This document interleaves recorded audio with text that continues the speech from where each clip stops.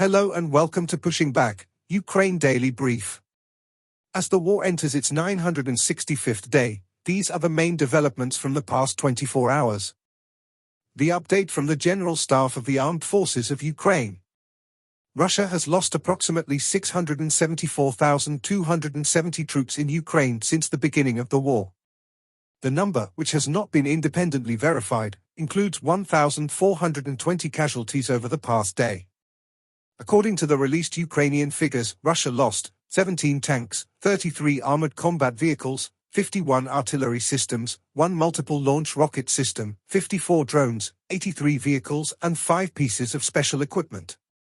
The US announced a new military aid package for Ukraine valued at $425 million. The package includes additional air defense capability, air-to-ground munitions, armored vehicles, and critical munitions. Australia is providing 49 M1A1 Abrams tanks to Ukraine. The package of military aid is valued at approximately $245 million. The Netherlands will be contributing €271 million for artillery shells for Ukraine. The Russians launched 112 combat clashes and carried out 49 airstrikes, including 50 anti-aircraft missiles on the territory of Ukraine. They also used 655 kamikaze drones and carried out 3,500 attacks on the positions of Ukrainian troops and settlements using various types of weapons.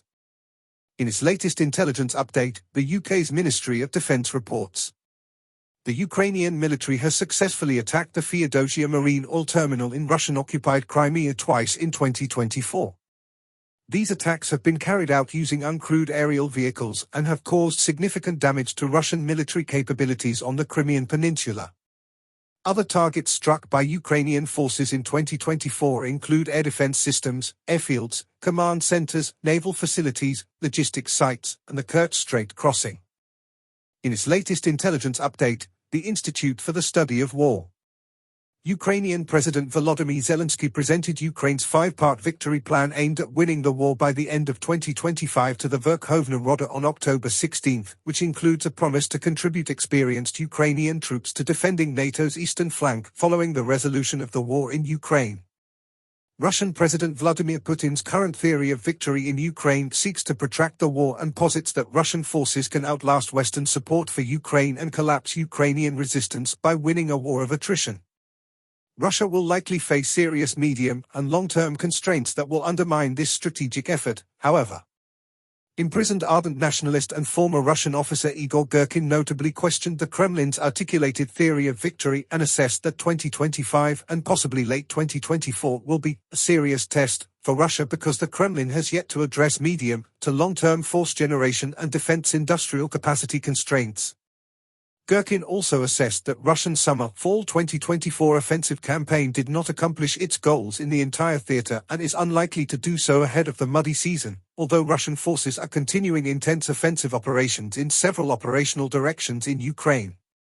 US President Joe Biden announced a new military assistance package for Ukraine worth $425 million following a phone call with Ukrainian President Volodymyr Zelensky on October 16.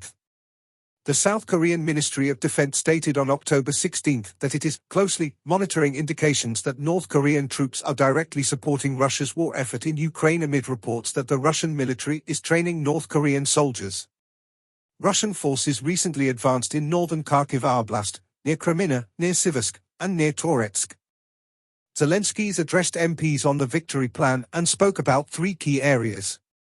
Firstly, victory plan presentation. Zelensky introduced the victory plan to MPs and the Ukrainian public, focusing on strengthening Ukraine's position to end the war.